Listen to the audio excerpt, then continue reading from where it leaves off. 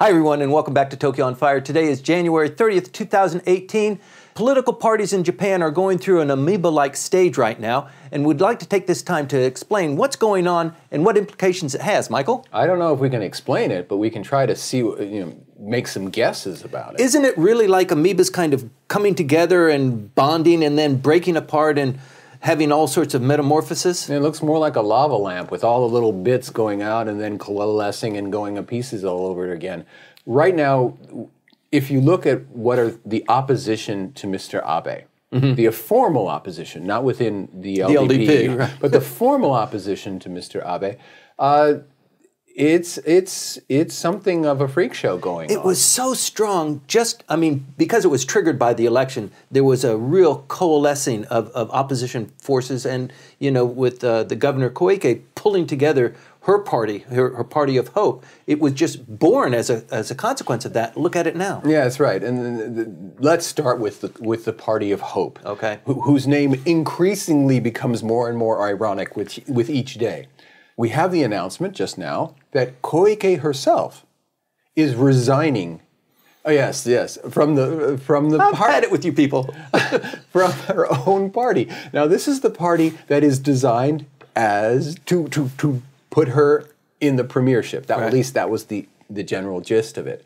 That she herself, within only a few months of its founding, is leaving. It would be hilarious, but it's just one more wound in what is a bleeding animal. And Kibo no To, the Hope Party, is hopeless. It looks like it will split apart into three parts. Looks like there was even, in fact, a usurpation that was going on there. Oh, they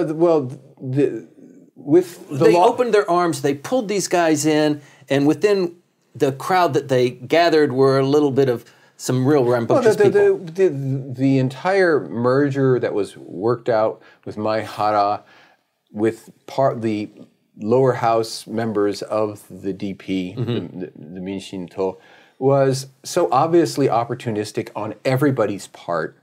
Koike gets the numbers, we get saved in the Koike lifeboat. Neither worked out for either side. It went great guns for about 10 days, though. Oh, it went great. Oh, yeah, 10 days. Right? I know. It's a lifetime in Japanese politics, but it didn't make it all the way even to election day. All right. So now what do?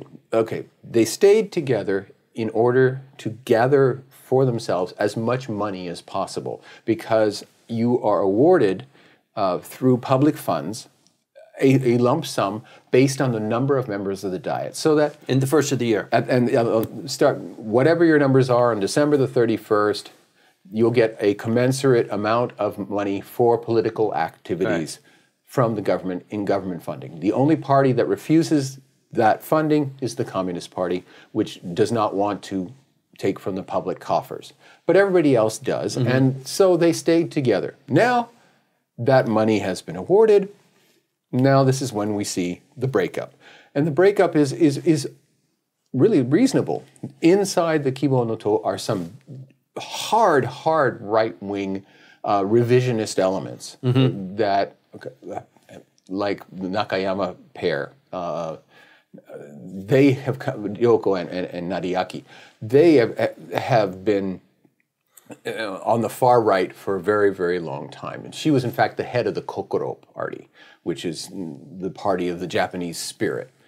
That's one group. Then there are all the Minshin people who ran in, who are basically anti-revision of the Constitution, or at least only mildly in favor. And then there are conservatives that were picked up in between, who had either left the Minshinto or in other parties somewhere else. These were all cobbled together. Now they're all going their separate ways. The hard rightists will probably make some kind of caucus or coalition with the LDP. The recruited members will probably go into the Ishin no Kai. I'm not sure whether they really have any connection to the Osaka people. And then there's the leftover DP, and there they have something to talk about, because the DP still exists in the House of Councillors. Right, but who is ultimately the beneficiary of this. Until there's an election that's starting to come down, people aren't really going to cast their ballots. Well, there is the pride of place.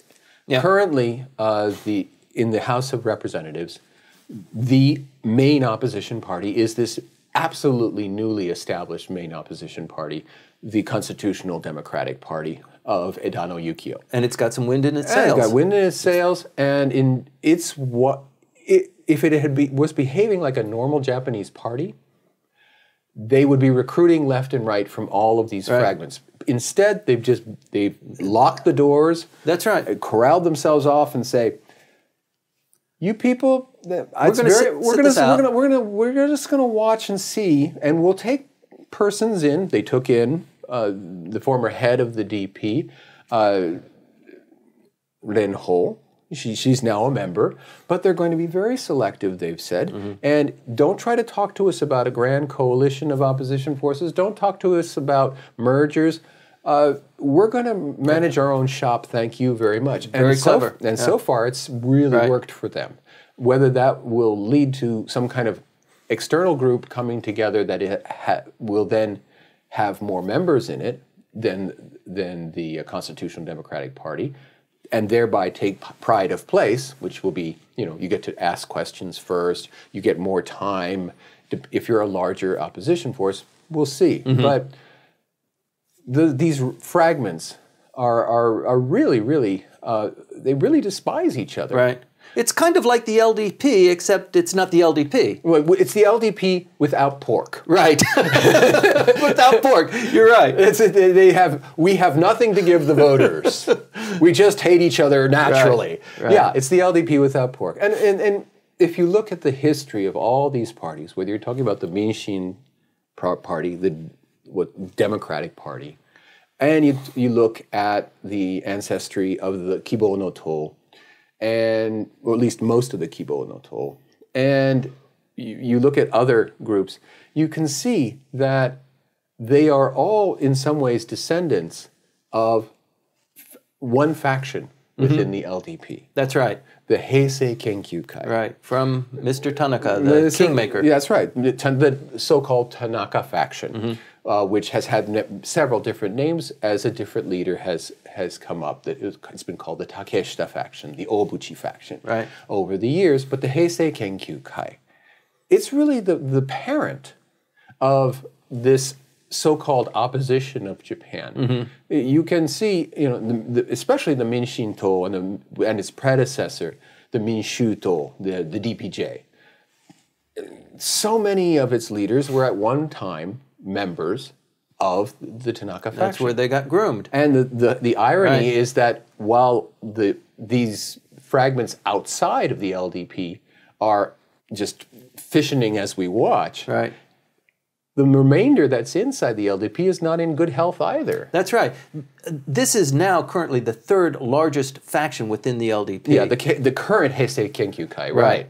And there's a little bit of dissension going on there because mana is not falling from heaven in an equally distributed way. A little is hardly the bit. It turns out that there is a group within the that has been pressing for months for the faction leader, Nukaga Fukushiro, to resign. Because, yes, the Seiwakai, the Prime Minister Abe's faction, is the deadly enemy of the Heisei Kenkyukai. And it's to be expected that when there is a cabinet reshuffle, that the deadly enemy of the Prime Minister's faction will not be rewarded in a big way. But for the members of the Heisei Kenkyukai, they think that they've really not received anything, that they get not even the crumbs off the table. And they want to say, we want something. Right. And usually that's the leader's fault, right? I mean, if you're the leader of a faction, it is your job to receive parcels so that you can distribute them to your faction. Yeah, that's your job.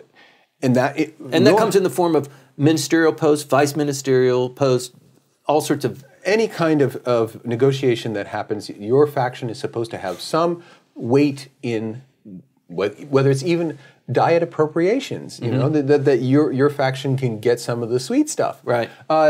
but the Heisei Kenkyukai has been completely powerless for a very, very long time. You just have to look at how many posts that Nukaga has had within the party hierarchy or within the cabinet. The answer is 0. Right.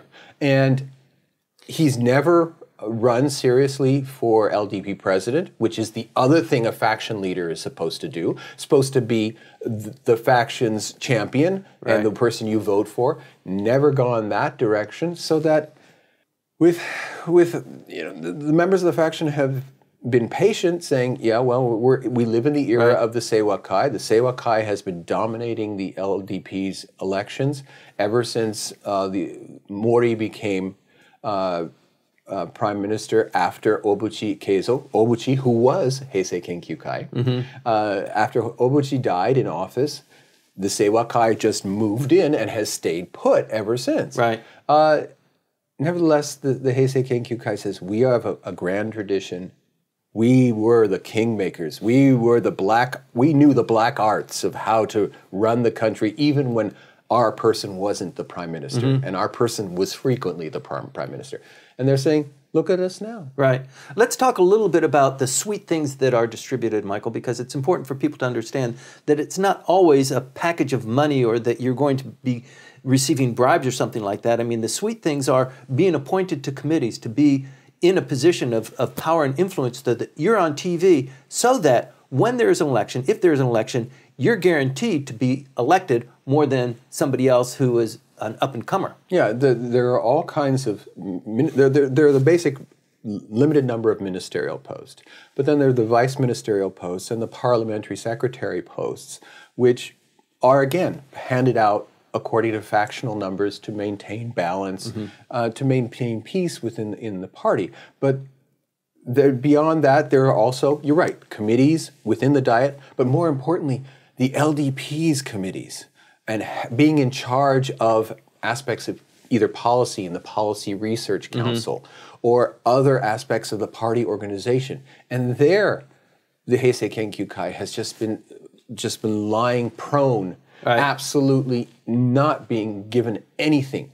And whatever rivalry and friction that we've been playing up, the LDP has been able to dominate specifically because it's been able to share. Right. And sharing and making losses less painful. If you lose in the LDP, you live to fight another day. And you might even get a little something for, nice try, good fight, I won, you lost, but And we see that frequently, that the person who wins the election for party president frequently picks a close rival to be one of the major posts, the secretary general or some major post within the party, so as to maintain party peace. And the factions, while they are there for competition, they're to also participate in this peace process. Well, one of the other damaging things that happens is not only are you not collecting the benefit and having part of the limelight, but as a consequence of not being there, it's almost a double hit, because you're not getting it, somebody else is getting it, so you're actually pushed that much farther deeper into, mediocrity. Well, certainly your own electorate, your own voters will say, I don't see you on TV. When are you going to be a minister? We wanted that highway. Yeah. Your Koenkai sort of loses a little air, and it gets worse and worse over time. So does this indicate a realignment with Seiwakai coming into the fore and really beginning to capture more and more of the pie? But that if the Seiwakai really moved on its numbers, that it immediately would look like a hegemonic force, and there would be an alliance against it. One of the things that Mr. Abe has been so careful and so great at is whenever there's a slightest bit of a challenge, like Kishida's challenge in August of last year. He patted him on the head and he pushed said, him out. Oh, wait, I need a cabinet reshuffle. Yeah. And the Kishida faction, they should get 4 or 5 positions. It's only fair. Right. And suddenly, rebellion gone. Right. And they're very happy. The Nukaga faction hasn't been able to extort that. What's going to happen? I mean, is it going to actually splinter, fall apart? where do people go? They still have their diet positions. If Nukaga stays, I would probably think that the faction will splinter. First of all, it has a history of splintering. Splitting when it was the Takeshita faction with Ichiro Ozawa and Hatoyama flying out. So it's within the history of that particular faction itself. And secondly, Nukaga is not going to win anything for his people. Right. He really does have to resign. If he doesn't, those people who split off, there are all kinds of other factions that would be willing to absorb them because they want to build up their numbers. And those other factions, they have a means of rewarding these newcomers. So in this atmosphere, you can somewhat liken it to a powder keg. It is ripe for change, but there's no real initial event that's going to trigger all of this. For example, something internationally happens. Something an event will trigger it, but you and I or anyone else can't predict what that event's going to be. But when it happens, a lot of things will, in locked place, just begin to There's a chain change, reaction, right? Yeah. So, well, no, I think that's why it's important for us to talk about these things, even though they seem like they're somewhat disjointed. They all have a sense in this swirl that we call Japanese politics. And most importantly, when it does happen, people will say, "So what?" Well, the so what is all the steps that happen immediately afterward. That so the Nukaga faction. What is the Nukaga faction? What was that? It just split up. So what?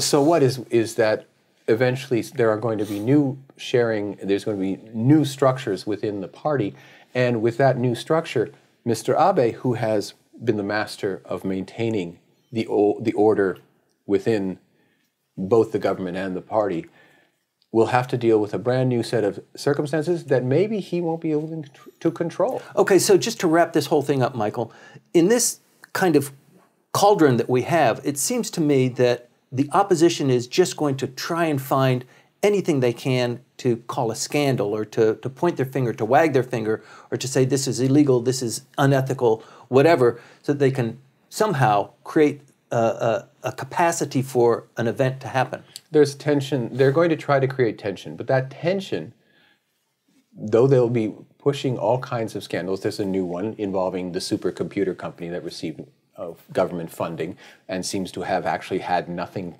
in terms of technology. The opposition will jump on these issues, but that will not hide the reality that everyone will also see that they're Who else? They're in disarray. Right. And who else is there to lead our nation and to bring us forward? So, Mr. Abe, congratulations. Play it cool. Play it cool and play it safe. Please continue to watch Tokyo on Fire. We're bringing these issues to the fore so that you can understand them better. Stay tuned.